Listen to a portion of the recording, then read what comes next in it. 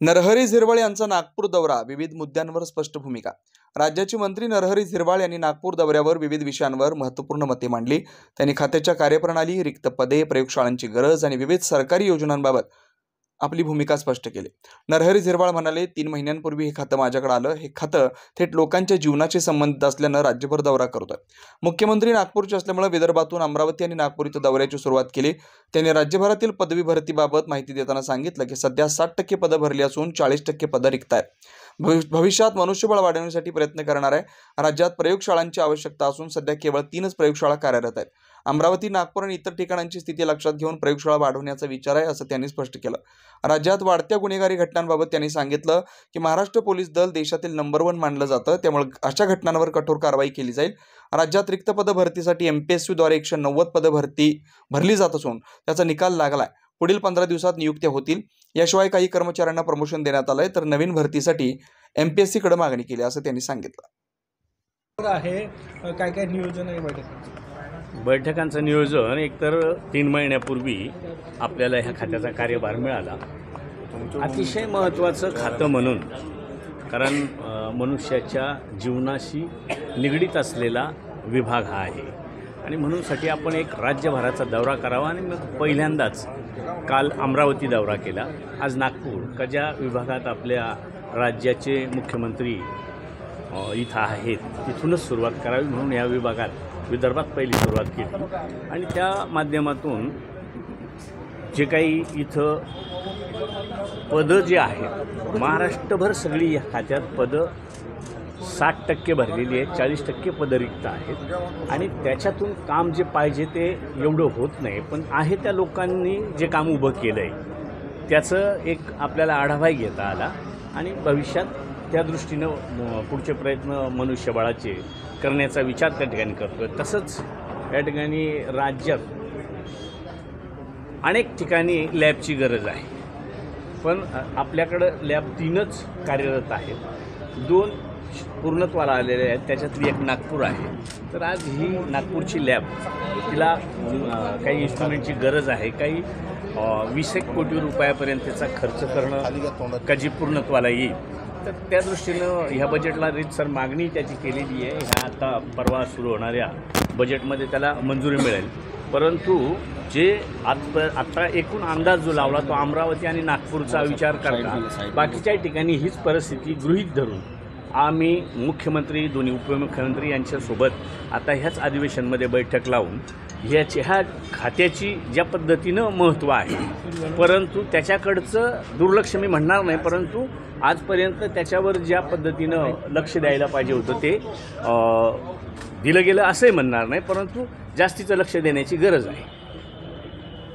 Sir, Shivaji महाराजांवर अपशब्द बोलणाऱ्या कोल्हटकर यांना अजूनही कारवाई झाली नाही, 72 तासापासून फरार आहेत, काय सांगतो? सरकार कुठेतरी आपलं कमी पडत आहे काय?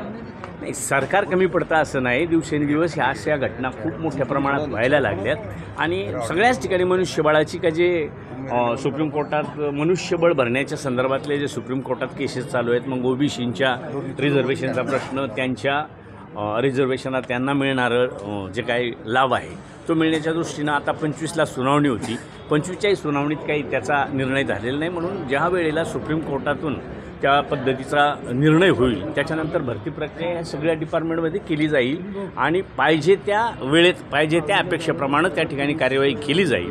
परंतु महाराष्ट्रातलं तसं अनेक वेळा सांगितलं जातं का महाराष्ट्राचं पोलीस दल किंवा संरक्षण खातं हे 1 नंबरचं डिपार्टमेंट इथं काम करतं आहे, त्याच्यामुळं त्याच्यातून निश्चित त्याच्यावर त्याला कार्यवाही केली जाईल। सर, हे सांगा, या ठिकाणी आपण आता उपस्थित आहात, हे बिल्डिंग तयार झालेली आहे, महाराष्ट्रामध्ये जेवढ्या इमारती आहे FDAच्या, एक आरोप असा होतो तो की या ठिकाणी ज्या ठिकाणी आता FDAचं ऑफिस आहे, सुपारी भरलेली आहे, गांजासुद्धा काही ठिकाणी गांजा पोलिसांच्या ह्याच्यामध्ये असतो, मग गांजा सदृश्य काही वस्तू भरलेल्या आहेत, त्या ऑफिसमध्ये जाऊ शकत नाही।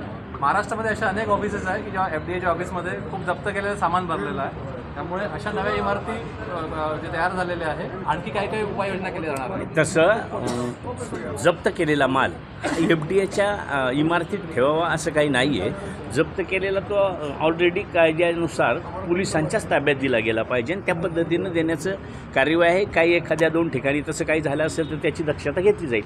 नागपूरमध्येच भरलेलं आहे सामान, त्यामुळे आता ते नवीन इमारत झाल्यामुळे पण तो माल जो आहे त्याचं काय केलं जाईल आता? त्याचा आता ते त्यांच्यावर गुन्हे दाखल केलेत, त्याच्यानंतर रितसर, कारण सगळंच दंड करणे किंवा काही सर हे आपल्या हातात नाही. कार्रवाई तो होती है लेकिन अमल नहीं होता है उसके बाद में।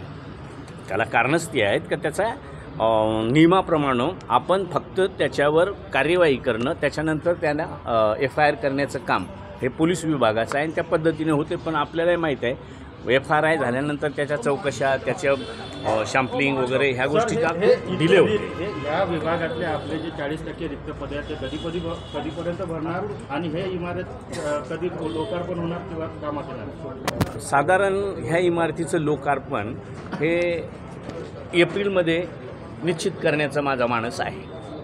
आणि रिक्त पदांच्या संदर्भात आता आपण MPSCच्या 190 पदांची भरती केलेली आहे. त्याचा निकालही झालेला आहे. त्याच्या पोस्टिंग एक 8-15 दिवसात करतो आहे.